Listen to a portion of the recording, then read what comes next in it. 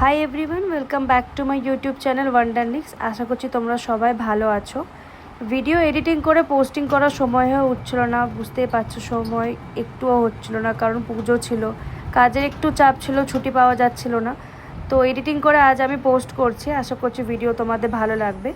এখানে আমি সকালবেলায় আসলে জিমে গিয়েছিলাম, তো জিমে যাওয়ার পথে এখানে একটা মন্দির ছিল যেখানে খুব সুন্দরভাবে ঠাকুরটা সাজিয়েছিল।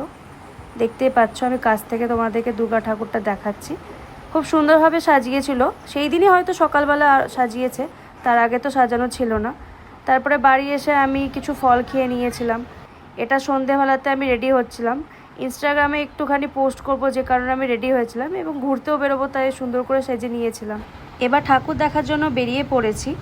তো ওয়েদার তো সুন্দর ছিলই, আর সব দিকে সাজিয়েছে সুন্দরভাবে, ঢাকের আওয়াজ, লোকজনের ভিড়, আর রাস্তাঘাটে ভীষণ ভিড়ও হচ্ছিল। তারপরে তো মন্দির বা সব জায়গাতে ভিড়, বুঝতেই পারছো, প্রথম দিন ছিল তবুও সুন্দরভাবে সাজিয়েছে এবং ভিড়ও ছিল। তো টোল ট্যাক্স পার হয়ে আমি বহরমপুরের দিকে যাচ্ছিলাম ঘুরতে। তো এখানে দেখতেই পাচ্ছ কত সুন্দরভাবে সাজিয়েছে, কত সুন্দর লাইটিং করেছে। আসলে পুজোর দিনগুলোতে না কি হয় যে ভিড় হয়ে থাকে রাস্তায়, লোকজন এত যাতায়াত করে, ঘুরে বেড়ায়, এবং প্রচুর আলো সাজানো থাকে, সব কিছু থাকে। তো সব কিছু মিলেমিশে না খুব সুন্দর একটা আবহাওয়া ক্রিয়েট হয়, যে কারণে অনেক সুন্দরও লাগে। অনেক অনেক ভিডিও ক্লিপ নেওয়া হয়েছিল, বাট ঠিকভাবে সব জায়গায় নিতে পারিনি। খাওয়া দাওয়া করতে গিয়েছিলাম, সেটারও ক্লিপ নেওয়া হয়নি।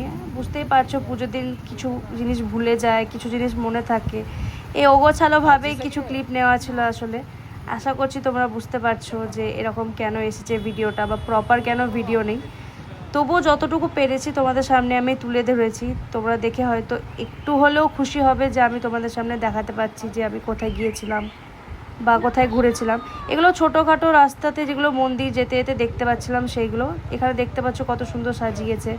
তো এইভাবে, এটা হচ্ছে মণিগ্রাম যেখানে আমার বাড়ি, সেখানকার ঠাকুর। তো এখানেও দেখতে এসেছিলাম। তো তারপরে এখানে তো আরতি হচ্ছিলো, সন্ধে আরতি, সেটা দেখতে ভীষণ সুন্দর লাগছিলো, ভালো লাগছিলো। তো ভাবলাম তোমাদের সামনেও তুলে ধরি, তো ক্লিপটা নিয়ে নিই। তো এখানে দাঁড়িয়ে দাঁড়িয়ে বেশ এটাকে মজা করে শুনলাম এবং আনন্দও হচ্ছিলো। তারপর যখন বাড়ি ফিরছিলাম, তখন রাস্তাতে বৃষ্টিও হচ্ছিল। তো সব কিছু মিলেমিশে ভিডিওটা এরকমই ছিল। আশা করছি তোমাদের ভালো লাগবে আর তোমরা বুঝতে পারবে। ভালো লেগে থাকলে লাইক শেয়ার সাবস্ক্রাইব করে যেও।